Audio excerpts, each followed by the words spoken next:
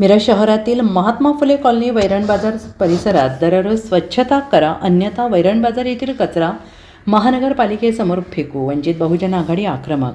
मिरज येथील महात्मा फुले कॉलनी परिसरात दररोज वैरण बाजार भरवला जातो. या बाजारामुळे संपूर्ण परिसरात दिवसभर तीव्र दुर्गंधी पसरलेली असते. जनावरांचे शेण, कचरा, इतर घाण रस्त्यावर तसेच परिसरात पडलेली राहते. त्यामुळे परिसरातील नागरिकांना मोठ्या प्रमाणात त्रास सहन करावा लागत आहे.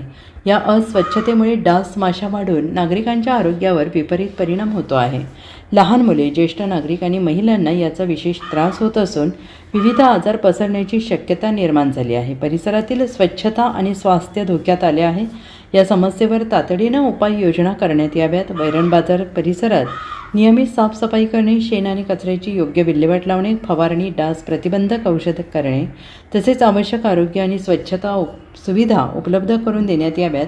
आपण या गंभीर समस्येकडे लक्ष देऊन लवकरात लवकर योग्य ती कारवाई करा, अन्यथा महानगरपालिकेसमोर कचरा फेकू असा इशारा यावेळेस देण्यात आला आहे. यावेळी वंचित बहुजन आघाडी मिरज शहरकडून रोहित कांबळे, शुभम होवाळे, प्रथमेश माने, दस्तगीर गोलंदाज, रामभाऊ वाघमारे, सुनील गवळी, महादेव अधुरे आदी उपस्थित होते. सर्वांना जय भीम, जय शिवराय. मी रोहित कांबळे, वंचित बहुजन आघाडी मिरज शहर. आपण आता पाहिलं आहे की व्हिडिओमध्ये मी जे तुम्हाला सुरुवातीपासून जे दाखवलेलं आहे ते आमचे महात्मा फुले कॉलनी. या महात्मा फुले कॉलनीपासून बरेच वर्ष झाले तिथं घाणीचं साम्राज्य आणि जनावरांचं मलमूत्र जे आहे ते आपल्या वयोवृद्ध वयस्कर पुरुषांना आणि महिलांनी त्याचा त्रास होत आहे आणि लहान मुलांनी पण याचा त्रास होत आहे. तर इथं जे मलमूत्र आहे किंवा त्याचं शेणखत आहे जे त्याच्यामुळे जे होणारे ढासा आहेत त्या ढासेमुळं लोक आजारी पडत आहेत.